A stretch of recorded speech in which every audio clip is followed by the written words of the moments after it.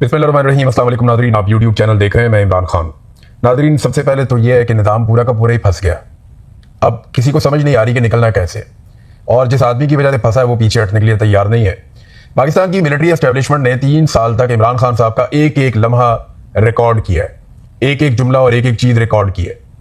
इतना ज़्यादा under observation में कभी भी किसी को नहीं रखा गया। बाकायदा इस काम के ऊपर ऑफिसर्स लगाए गए हैं कि रोज़ाना की बुनियाद के ऊपर इमरान खान को सुनो, रोजाना की बुनियाद पे इमरान खान को देखो, वो क्या करता है, क्या खाता है, कैसे बात करता है, किन चीज़ों पे गुस्सा करता है, किन चीज़ों पे गुस्सा नहीं करता।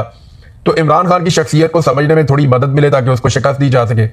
लेकिन एक एक लम्हा रिकॉर्ड करने के बावजूद, सारे तजर्बे करने के बावजूद, अपनी एक्सपर्टीज इस्तेमाल करने के बावजूद, निज़ाम को जो वाहिद बात समझ में आई वो ये है कि ये आदमी समझ से बाहर है, ये आउट ऑफ सिलेबस आ गया ये आदमी, और ये अब क्या करेगा, किस तरह करेगा, आप इसको प्रिडिक्ट नहीं कर सकते। आसाब की लड़ाई में मैंने आपको आज से 3 साल पहले, 4 साल पहले कहा था कि जब भी कभी पाकिस्तान की एस्टेब्लिशमेंट आसाब की लड़ाई इमरान खान से लड़ेगी, 100 में से 100 मरतबा इमरान खान जीतेगा। वो आसाब की लड़ाई में इनसे कभी नहीं हारेगा, उसके आसाब बहुत मजबूत हैं। और ये बात पाकिस्तान में ये सिर्फ मिलिट्री जर्नैलों को समझ नहीं आएगी, ये दुनिया भर में जिन लोगों ने इमरान खान से पहले मुकाबला किया है वो भी इस बात को जानते हैं और इस बात की गवाही देते हैं। दुनिया के बेहतरीन स्पोर्ट्समैन कहते हैं कि हमने इस जैसे मजबूत आसाब का आदमी नहीं देखा। तो इमरान खान साहब को हराने का कोई बंदोबस्त हो नहीं रहा और अपने जीतने का कोई जुगाड़ लग नहीं रहा। यानी इमरान खान को कैसे हराए? जब तक पब्लिक उसके साथ है आप उसको जबरदस्ती तो हरा सकते हैं, आप धांधली और 2 नंबरी से हरा सकते हैं, लेकिन प्रॉब्लम यह है कि इमरान खान को हराने का कोई बंदोबस्त हो नहीं रहा और जाली हुकूमत बना के उससे मुल्क चलाने का भी कोई बंदोबस्त नहीं हो रहा। यानी मुल्क चल ही नहीं रहा। तो बार बार करते ही है कि जाके इमरान खान को एक नई डील ऑफर करते हैं, हर थोड़े अरसे के बाद एक नई डील ऑफर करते हैं। डील क्या होती है? हर मरतबा कहते हैं जी आप इतना अरसा चुप रह जाएं, आप इतना अरसा साइड पे चले जाएं, आप इतना अरसा इंतजार कर लें, फिर इलेक्शन आ जाएगा, आप हमारी ये वाली बात मान लें, आप हमारी वो वाली बात मान लें। देखिए, रास्ता निकालने के लिए तो इमरान खान रास्ता निकालेगा। कोई सियासतदान है, कोई रैम्बो फिल्म नहीं चल रही यहाँ पे, वो कमांडो एक्शन फिल्म नहीं चल रही। वो एक सियासतदान है, वो सियासी तरीके से मसले का हल निकालेगा। इमरान खान को रॉकेट लॉन्चर लेकर जेल में नहीं बैठे हुए, ना इमरान खान ने बाहर आके कोई एटम बम का बटन दबा देना है, या ना इमरान खान ने कभी क्लाशनकोफ लेके, वो अच्छी तरह मुझे याद है इमरान खान साहब ने ये बात हमें एक मरतबा से ज्यादा मरतबा बताई और ये शायद आपने कभी सुनी भी होगी कि कराची में जब बहुत सारी मुसल्ला जमातें होती थी और पाकिस्तान तहरीक इंसाफ एकदम कराची में ऊपर जा रही थी, तो इमरान खान साहब को यह मशवरा दिया गया और बार बार दिया गया कि हमें भी अपने कुछ मुसल्ला लोग रखने चाहिए, कराची में आप सर्वाइव ही नहीं कर सकते। तो इमरान खान ने कहा था कि अगर हमने मुसल्ला विंग बना लिया तो हम कराची को कभी आजाद नहीं करवा पाएंगे। वो इस बात में मानते ही नहीं हथियारों में, वो इस बात में मानते ही नहीं। हाँ, वो स्ट्रगल के अंदर मानता है, जिद्दोजहद के अंदर मानता है, जमहूरियत में और बातचीत में मानता है। तो इमरान खान ने तो बाहर आके भी टेबल पे बैठना है, कोई उसने बंदूक तो चलानी नहीं। अब टेबल पे बैठने के लिए मिलिट्री एस्टेब्लिशमेंट के पास ना ये इमरान खान को फेस कर सकते हैं, ना उसकी आंखों में आंखें डालकर देख सकते हैं। ये इमरान खान तो बहुत दूर की बात है, और बहुत सारे लोग हैं, हसान नियाज़ी की आंखों में आंखें डालकर नहीं देख सकते, यास्मीन राशिद का सामना नहीं कर सकते, ये सनम जावेद का सामना नहीं कर सकते। मैं एक आम सा आदमी हूं, मेरी आंखों में आंखें डाल के इनमें से कोई भी नहीं देख सकता, जितना मर्जी बड़ा ऑफिसर हो। क्या करेगा? शर्मिंदा होगा और क्या होगा। तो इमरान खान ने इनको दीवार के साथ लगा दिया। अब ये उसको डील देते हैं बार बार कि किसी तरह को डील मिल जाए जिससे हमें फेस सेविंग मिल जाए। इमरान खान उसके ऊपर मानने को तैयार नहीं है। अब रास्ते सिर्फ 2 बचे हैं हमारे पास, पाकिस्तान के पास सिर्फ 2 रास्ते बचे हैं। नंबर 1 ये है कि या तो वो एस्टेब्लिशमेंट तौबा कर ले और पाकिस्तान में नए इलेक्शन करवाए और पाकिस्तान को नॉर्मल मुल्क की तरह चलने दे और जो जाली निजाम बनाया हुआ है उसको सहारा देना बंद कर दे। एक तो तरीका ये है। दूसरा तरीका यह है कि अवाम बाहर आए और सूरत हाल को अपने कंट्रोल में ले ले और यही सारा कुछ एस्टेब्लिशमेंट से जबरदस्ती करवा ले कि जनाब पीछे हट जाए, आपका कोई ताल्लुक नहीं है, आप जाली निजाम को सहारा नहीं दे सकते और इलेक्शन होने दें, पाकिस्तान में नया इलेक्शन करवाया जाए और आप तौबा तायब करके साइड पे हो जाएं। आज के बाद आपने सियासत में रोल प्ले नहीं करना। तो यही रास्ता रह गया। इमरान खान के बारे में क्योंकि बात हो रही है, तो इमरान खान की बहन अलीमा खानम का जो स्टेटमेंट है वो आज सुबह से वायरल है और वो इमरान खान साहब के हवाले से। और इमरान खान ने जेल से पैगाम भेजा कि मेरी बहनों से कहो मेरे लिए आवाज उठाए, मुझे नजर नहीं आ रहा। अब ये जो इमरान खान की एक आंख का इशू है ये बहुत बढ़ता जा रहा है। मैं देखें, ना आप जानते हैं, ना मैं जानता हूं, ना इमरान खान की बहनें जानती हैं। ये सिर्फ सरकार जानती है कि उन्होंने इमरान खान के साथ किया क्या है। इमरान खान की आंख कितना काम कर रही है इसके लिए सोर्सेज से आने वाली खबर में बताती है। हुकूमत खुद कह चुकी है कि उनकी 85% आई साइट खत्म हो चुकी है। यह हुकूमत का अपना दावा है। अब इससे ज्यादा अगर और खत्म हो गई है तो फिर तो वो देखना 85-15% होता क्या है? कुछ भी नहीं। आप 15% देखने की कोशिश करें, 15% का विजन कुछ भी नहीं होता। आप सामने खड़े हुए आदमी को पहचान नहीं सकते। तो इमरान खान साहब कह रहे हैं कि मुझे नजर नहीं आ रहा, मेरी बहनों से कहो मेरे लिए आवाज उठाएं।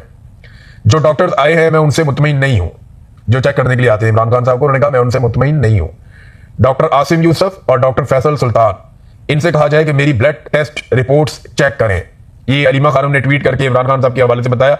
नाज़रीन, एक बड़ी पॉजिटिव चीज हुई है। देखें, जब नेगेटिव थी तो मैंने उसको नेगेटिव बताया था, जब पॉजिटिव है तो फिर मेरा काम है कि मैं ये भी बताऊं कि अब वो चीज ठीक हुई है। शफीउल्लाह जान ने एक स्टेटमेंट दिया उन्होंने कहा कि हम नून लीग से डबल जुल्म करेंगे, हम इनसे इंतकाम लेंगे।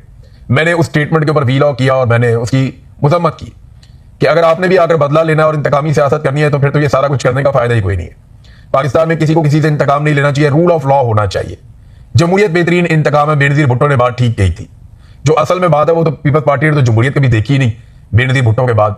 इनको तो पता ही नहीं है, जरदारियों का कब्जा हो गया पार्टी के ऊपर। इन्होंने बेनजीर का स्टेटमेंट लेके तो गेम उठा दी। बेनजीर ने कहा था कि जमहूरियत जो है वो बेहतरीन इंतकाम है, और अगर आप रूल ऑफ लॉ लेकर आए पाकिस्तान में तो हर जालिम से इंसाफ हो जाएगा। रूल ऑफ लॉ लाने की बात करनी चाहिए, इंसाफ की बात करनी चाहिए, एहतसाब की बात करनी चाहिए, गलत को गलत कहना चाहिए। जब आप इन चीजों की बात करेंगे ना तो ऑटोमेटिकली इन सारों का एहतसाब हो जाएगा, बजाय इसके कि आप कहेंगे हम बदला लेंगे। तो अच्छी बात यह है कि शफीउल्लाह जहान ने इंतकामी कार्रवाइयों के अपने बयान की तरदीद कर दी है, और वो बयान उनका एक रद्द-ए-अमल के तौर पर था। उनका ये कहना है कि जैसे हमारे ऊपर जुल्म हो रहा है तो कभी कभी इस तरह का बयान हम रद्द-ए-अमल के तौर पर देते हैं। तो ये बड़ी अच्छी बात है कि फौरी तौर पर ना सिर्फ उन्होंने इस बात का इदराक किया कि जो स्टेटमेंट मैंने दिया वो स्टेटमेंट गलत है, और ये उसूल भी गलत है। अगर आज एक बदला ले रहा है, कल दूसरा लेगा, परसों तीसरा लेगा, तो मिलिट्री एस्टेब्लिशमेंट के लिए तो बड़ा आसान रहेगा। ये जर्नैल आपके सरों के ऊपर हमेशा अपने जूते रख के मुसलत रहेंगे। कभी एक सियासतदान दूसरे को मारेगा, दूसरा सियासतदान तीसरे को मारेगा, तीसरा फिर पहले को मारेगा, पहला फिर दूसरे को मारेगा, दूसरा फिर तीसरे को मारेगा, और ये इस तरह चलता रहेगा। और जर्नैल अपने जूते लेकर इनके सर के ऊपर सवार रहेंगे कि ये आपस में लड़ते रहे हमेशा और हमारा भला होता रहे, पाकिस्तान पे कंट्रोल हमारा रहे, इनको लड़ने के लिए इस्तेमाल करते हैं। तो अच्छी बात है, शफीउल्लाह जान साहब ने अपना स्टेटमेंट जो है उसकी तरदीद की है, और वो एक पॉलिटिकल कारकुन है। अभी उनका नया करियर है, सुहेल आफरीदी का भी नया करियर है।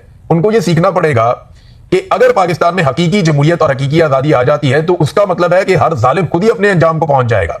हाँ, अगर कभी धमकी लगाने को बहुत ही ज्यादा दिल करे तो पाकिस्तान की मिलिट्री एस्टेब्लिशमेंट को और डिक्टेटर्स को और उनके तर्ज अमल को धमकी लगाएं।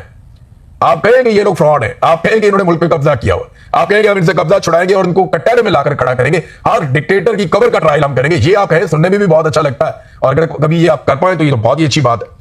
नाज़रीन, हफीजुल्लाह नियाज़ी साहब का भी प्रॉब्लम मिलता जुलता ही है। एक बड़े अच्छे लिखारी है, एक बड़े अच्छे वालिद भी हैं। वो हसान नियाज़ी से मेरी अक्सर बात होती थी तो वो अपने वालिद को बहुत ऊंची जगह पे हमेशा रेट करता है। मुझे याद है आज भी मालम जब्बा में मैं एक दिन गया फैमिली के साथ, तो वहां पे हसान नियाज़ी, वो बहुत जुनूनी नौजवान है, तो इसके हाथ लग गई। वो स्कीइंग करने वाला वो सिस्टम होता है, वो जूते शूते होते हैं उनके नीचे, वो प्लेट्स होती हैं उनके साथ, ये स्कीइंग कर रहे होते हैं, सारा इक्विपमेंट इसके पास था। तो मैं देख रहा था कि ये 15वीं 16वीं दफा ऊपर से नीचे आता, बेचारा पैदल चल के ऊपर जाता था, वो इतनी ऊपर, वहां से फिर स्कीइंग करता हुआ नीचे आता था। तो मेरे पास अच्छा एक दो दफा ये गिरा भी बहुत बुरी तरह, तो मैंने इसको जाके पकड़ा, इससे मेरी बातचीत हुई, तो कहता है मेरा तो ख्वाहिश है कि मैं अब्बा को यहाँ पे लेकर आऊँ। तो ये अपने वालिद से बहुत प्यार करता है और बड़ी अच्छी जगह पे रेट करता है कि वालिद ने बड़ी अच्छी तरबियत भी की है। बड़े अच्छे लिखारी भी हैं हफीजुल्लाह नियाज़ी साहब, बड़े अच्छे इंसान भी हैं, बड़े मिलनसार भी हैं। लेकिन एक उनका अजीबो गरीब ही तर्ज अमल है जो मैं हैरान होता हूं कि एक तरफ वो कहते हैं कि एस्टेब्लिशमेंट ने उन पर बहुत जुल्म किया।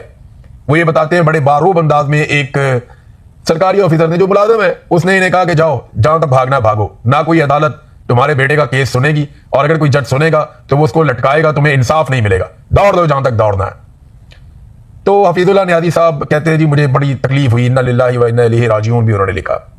एक बाप को वाकई तकलीफ होती है जब उसको ये कह दिया जाए अपने बेटे को, चाहे वो बेगुनाह है, बचाने के लिए तुमने जितना भागना है भाग लो, कोई अदालत तुम्हें इंसाफ नहीं देगी, और फिर वैसा ही हो, कई महीने गुजर जाएं, साल गुजर जाएं, वैसा ही हो, तो तकलीफ तो होती है। लेकिन मुझे समझ नहीं आती कि इस निज़ाम से हफीजुल्लाह नियाज़ी साहब शिकवा करते हैं। इसी निज़ाम के बारे में हफीजुल्लाह नियाज़ी साहब कहते हैं कि ये जुल्म कर रहा है, जालिमाना निज़ाम है, और इस निज़ाम को जो शख्स कंट्रोल कर रहा है उसकी तारीफें करते हैं। फील्ड मार्शल आसिम मुनीर की हफीजुल्लाह नियाज़ी साहब ने कई मरतबा तारीफें कर दी, हालांकि वो इस पूरे निज़ाम को कंट्रोल कर रहे हैं। तो जो निज़ाम को कंट्रोल कर रहा है, जो जुल्म को हैंडल कर रहा है, जहां से जुल्म का चश्मा फूटता है, वहां पे आप तारीफें कर रहे हैं, और जो छोटे मोटे मोहरे हैं उनके बारे में आप नाम लिए बगैर ये कह देते हैं। देखिए, मैं एक बाप की मजबूरी भी समझता हूं। मेरी फैमिली इन हालात से गुजरी है, मेरी फैमिली इन हालात से गुजरी है। ये बहुत मुश्किल, बड़े कठिन हालात होते हैं, और बड़ा सब्र चाहिए होता है, बड़ा हौसला चाहिए होता है। अब मैं तो जबरी तौर पे लापता था, मेरा तो पता ही नहीं था कि आना या नहीं आना इसमें। मेरे बारे में तो खबरें भी चला दी, यहाँ पे बहुत बड़े बड़े सहाफी बैठे हुए हैं नाम पर, जिन्होंने कह दिया जी कि इमरान रियाज जो है वो दुनिया में नहीं रहा, मर गया। तो ऐसी ऐसी खबरें भी चला दी गई। तो बड़ी तकलीफ होती है फैमिली को। इनको तो चले पता है कि इनका बेटा कहाँ पे है, जेल में बंद है, किन हालात में है, पहले फौज ने रखा हुआ था, मिलिट्री कोर्ट ने उसको सजा दी है। लेकिन मैं ये समझता हूँ कि ये कितनी बड़ी तकलीफ होती है एक बाप के लिए। अल्लाह ताला आसानियां पैदा करे। लेकिन एक मेरी गुजारिश है कि जो लोग इस वक्त मिलिट्री एस्टेब्लिशमेंट की तनकीद कर रहे हैं उनसे लड़ना मुनासिब नहीं है। जो आप नहीं कह पा रहे ना, जो आपके दिल के अंदर है, जो तकलीफ है आपके दिल के अंदर, वो ये लोग कह पा रहे हैं। तो जो कह पा रहे हैं, चाहे वो पाकिस्तान में या पाकिस्तान के बाहर है, उनको ताने देने से बेहतर है कि उन्हें उनका काम करने दें। मैं जानता हूं आप भी वही सारा कुछ कहना चाहते हैं, लेकिन पाकिस्तान में रह के खासतौर पर जब आपका बेटा अपना जेल के अंदर, और जवान बेटा है जिसके ऊपर आपने सारी जिंदगी इन्वेस्टमेंट की है, बड़ी कोशिश की है, और ऐसा लाइक बेटा है आपका, तो कोई बाप जो है वो कोई बाप भी होगा वो इसी सूरत में पहुंच जाएगा। लेकिन कम से कम जो लोग बोल रहे हैं उनको बोलने दिया जाए। अब नाजरीन, हमारी जो गवर्नेंस के पोल है ना पाकिस्तान के, वो हर दूसरे दिन खुल जाते हैं। गवर्नेंस के मजीद पोल भी खुले हैं। मैं आपको एक चीज बताता हूं, ये 5 दिन हो गए। कोट अद्दू एक पंजाब का इलाका है, आप सब अच्छी तरह जानते हैं। मैं वहां बहुत आता जाता रहा हूं, मेरे दोस्त भी वहां पे रहते हैं कोट अद्दू में, और मैं उन्हें मिलने जाता था। बड़े ही शानदार लोग हैं कोट अद्दू के, बड़े डाउन टू अर्थ लोग हैं, बड़े अच्छे तरीके से मिलते हैं, बड़े प्यार से मिलते हैं। मुझे बहुत अच्छा लगता था जब भी मैं वहां जाता था। बड़े मेहमान नवाज लोग हैं। तो कोट अद्दू में एक इंसिडेंट होता है, एक शादी के ऊपर जा रहे होते हैं लोग, और एक रिक्शा पूरे का पूरा वो पुल के ऊपर से वो गिर जाता है नहर में। अब ये जो नहर है ना, ये मुजफ्फरगढ़ कैनाल है, ये बड़ी गहरी नहर है, इसमें बहुत ज्यादा पानी बहता है, बहुत बहुत बड़ी नहर है, बड़ी गहरी नहर है, और इससे बाहर निकलने का रास्ता भी नहीं है। क्योंकि मैं यहां से ना जब गाड़ी में खुद ड्राइव करता था तो मैं देखता था इस नहर के दोनों किनारे पक्के हैं, तो इससे बाहर निकलना इतना आसान नहीं है। यहाँ मेरे पास वीडियोज है, मैं देख रहा हूँ कि अपनी मदद आपके तहत खवातीन जो है वो लोगों को निकाल रही है, रेस्क्यू कर रही है। ये मैंने खुद देखी वीडियोज, मैंने खुद तस्वीर देखी है। और एक रिक्शा जो गिरा है उसके अंदर 3 औरतें थी, 20 मासूम बच्चे थे और 3 मर्द थे। अब वहां पे जो नहर है उसकी गिर्द कोई हिफाजती बंदोबस्त ही नहीं है, पूरा रिक्शा के अंदर गिर गया। अच्छा चले, रिक्शा गिर गया तो रेस्क्यू आ जाना चाहिए था, फौरी तौर पे नहर का पानी पीछे से बंद हो जाना चाहिए था। नहर का पानी बंद हो जाता तो कम से कम जो लाशें ढूंढना है वो आसानी होती, लोग जिंदा भी बच सकते थे। कुछ लोगों को जिंदा निकाल लिया गया, और तमाम लोगों को जिनको जिंदा निकाला गया वो मकामी अफराद ने निकाला। रेस्क्यू वाले जो है वो काफी ताखीर के साथ पहुंचे, 6-7 लोग उनके आए, एक कश्ती वो साथ लेकर आए, लेकिन एक भी लाश रेस्क्यू वालों ने नहीं निकाली।